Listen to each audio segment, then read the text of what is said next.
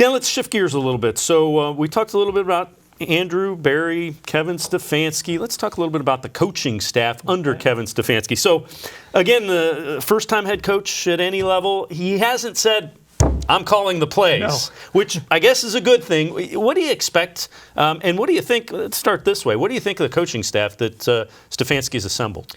I think it's an interesting staff. Again, there's nobody that really blows me away. That's like, oh, that guy. I can't believe they managed to go get that guy. But they have taken their time to put together the staff they've wanted to put together. I think Joe Woods is really interesting as the defensive coordinator, guy that's been a defensive backs coach. Ran a couple of pretty good defenses in Denver for 2 years. TJ Carey was with him when he was a rookie back in 2014 in Oakland, and he just raved about, he kind of taught him how to be a professional. He looked at TJ Carey, and even though he was a 7th-round pick, said, you're a guy that can be in the NFL for 6 years. And lo and behold, he's still going. I don't know if he'll be with the Browns this year, but he's still going in the league. So I think Joe Woods is a really interesting hire. And anytime you can pick somebody off from a really great defense like San Francisco and a guy that's done it before, I think that's a really good thing. The guy that jumps out at me as a really good hire was Bill Callahan. Yeah. And I know the Browns' offensive line was not great, but there are ways to get around weaknesses on an offensive line. And I don't think Freddie figured that out last year. I don't think he did, and that was a huge disappointment because James Campen was supposed to be that guy that could help do that as well, and it didn't happen. You look at New England, Dante Scarnecchia, it doesn't matter who he's lined up. They've always been good enough on the offensive line year after year after year, and that's what you want to have in Cleveland. Obviously, you've got to get better. You've got to fix your tackle positions. You've got to figure out your right guard, but you also have to be able to scheme it up a little bit. And you've got a guy in Baker Mayfield who should be able to slide in the pocket, move in the pocket, and get throws off. So hopefully Bill Callahan will help him and help this offensive line be able to do that. And the other thing I like about Callahan, he's been a head coach, and he's been a head coach in some dysfunctional organizations. The Raiders and the Redskins are right up there with the Browns as far as how they operate. So, I think that's a guy that can help Stefanski navigate some landmines. Yeah, and he's been an interim head coach, like you mentioned. He's just coming off being an interim head coach. Now, obviously, hopefully that won't happen in Cleveland. That would be a very bad thing. But like you said, this is a guy that has sat in that chair, and he's sat there in tumultuous times. And Kevin Stefanski can go right next door and say, "Hey, Bill, I have a question. I need your help with this."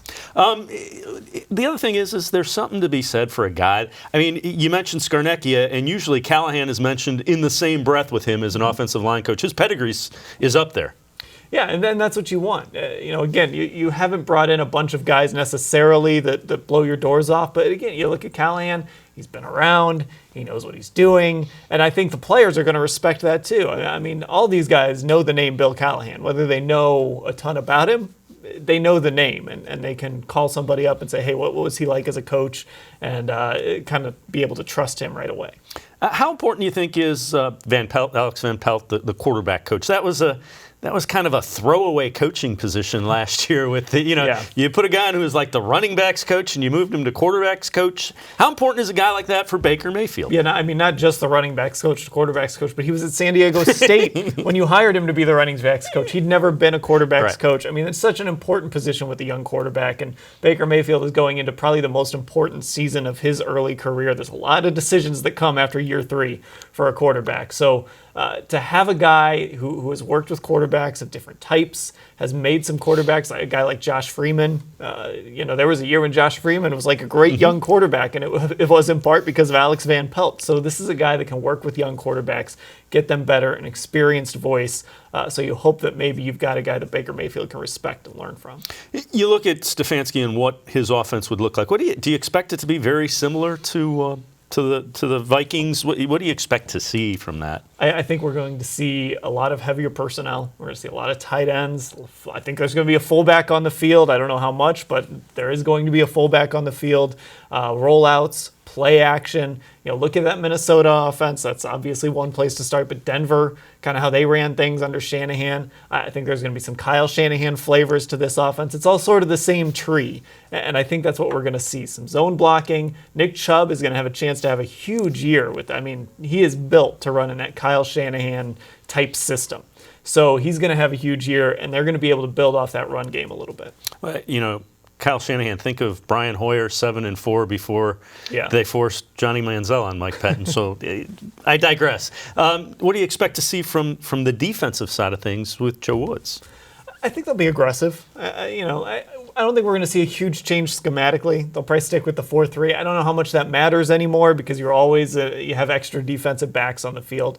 But they're going to be an aggressive defense. And again, it's going to look a lot like what San Francisco did. And they're going to try and create a lot of pressure. They have the people to do it. We don't know what's going to happen with Olivier Vernon yet, but you've got Myles Garrett, you've got Sheldon Richardson, Larry Ogunjobi. You've got a nice front four to work with. So I think they're going to be a defense that wants to try and create pressure with 4 and then make the quarterback beat you when you can have 7 guys back there. You've seen a lot, probably more than you would like to, as far as changes in regimes. Do you get a sense for where this one, how does this one feel? I mean, I know it's early, but is there a different feel to it? Is it just, we got to wait and see? I mean, I hate to say the wait and see thing again, but it really does feel like that because I think fans at least feel like they've been burnt by this over and over again.